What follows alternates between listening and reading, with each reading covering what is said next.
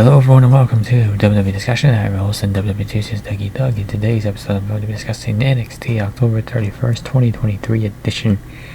And this edition of NXT was night 2 of Halloween Havoc, and it was another solid night of NXT television. Halloween Havoc is a fun event. In fact, the WWE was doing it as a double-parter this week, a 2-night event. It was pretty good. Maybe something WWE should consider doing again, but definitely the hosting, the matches, all of it was good. In this episode, night 2 started off with a wild opener and then closed off a great NXT Championship match. And with that, we're going to get right into the action, starting with tables, ladders, and scares. The Creed brothers versus Angel and Berto. And this was a wild and fun opener, sold by two teams that gave up their bodies for the spectacle, while Julius and Brutus picked up the win. This was also an important match for Angel and Berto. The two have been forgotten in the tag team shuffle, and have so much more to give to the tag team division. Hopefully, while this may be the end of the Creed brothers in NXT, this was probably their last match. I think they're moving up to Raw. It can be a new beginning for the cousins that should be working their way to the top of the NXT tag team title scene and eventually challenging for those NXT tag titles.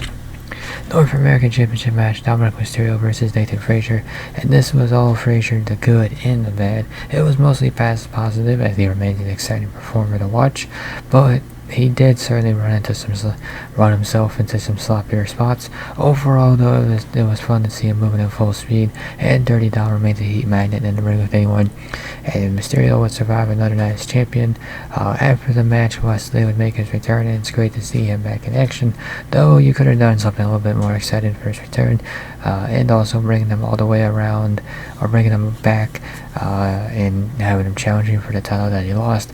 Well, that might be counterproductive, but at the current moment, there's really no better option to dethrone Mysterio than Lee, so I guess it's not the worst thing in terms of a return, and in all honesty, it's just good to see Wesley back. He's been off TV for far too long. Women's Tag Team Championship match, Chelsea Green and Piper Niven versus JC Jane and Thea Hale, and finally, the women's tag team titles get a competitive title defense. Green and Niven showed off as a duel in a way WWE has not highlighted them on the main roster. While the challengers came close to winning, it was clear that neither had an answer for the power of Niven, who was building back up a reputation as a powerhouse with each victory. Chase got in the way of Jane winning the gold, which is certain to create more strife within the Chase U alliance. How much this backfires is to be seen, or to be determined. But yeah, clearly there is a bit of strife within Chase University. And then the show concludes with the NXT Championship match, Ilya Dragonov versus Carmelo Hayes. And there is no better opponent for Hayes than Dragonov. The two are just so good together. They elevate each other. And not only that, even though this was the third match between these guys within this year, they made this one feel different than the previous two battles, coming off extra heated due to some unspoken hatred.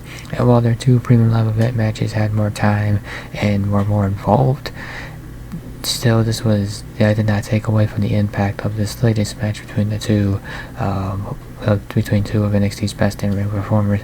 Dragonov retained, as he should. He should be champion for a while. While we're playing more interesting challengers and Store, Mello, and Trick. Meanwhile, it looks like they have some issues to hash out. Granted, it's not entirely clear what's going to happen there, and maybe it was for the best in NXT. Cut away from what's going to happen between those two to Corbin laying out Dragonov after the match. So we got Dragonov's next challenger lined up, and then we got whatever's coming up next with Williams and Hayes. So in conclusion, second night of Halloween Havoc, not as monumental as night 1, but still a good show. The action was steady, the moments were engaging, the stakes were consistently high. The Creed brothers versus Angel Garza and Berto Carrillo, and Ilya Dragonov versus Carmelo Hayes bookended a night of quality wrestling. More than anything, NXT nailed the fire for Halloween Havoc, even more than past years, relying on two pairs of hosts and a lot of costumes across the show. It was clear that talent was having fun. NXT is keeping stories moving forward. The title scenes are shifting into fresh matchups that should keep the momentum towards deadline. Dragonov cannot miss as a champion and has a motivated Baron Corbin up next to challenge him. Lyra Valkyria, Carmella Hayes, Trick Williams will likely both get involved in the Iron Survivor Challenge. Lyra Valkyria has plenty of fresh and familiar rivals lined up, and the Iron Survivor Challenge should set up plenty of interesting challenges for the future.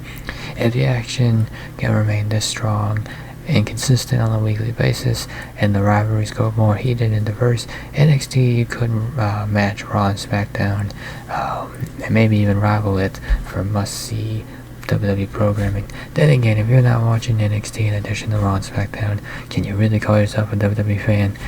We'll let you figure that one out. And with that, that will conclude this episode of WWE Discussion. If you enjoyed this episode, be sure to hit that like button down below.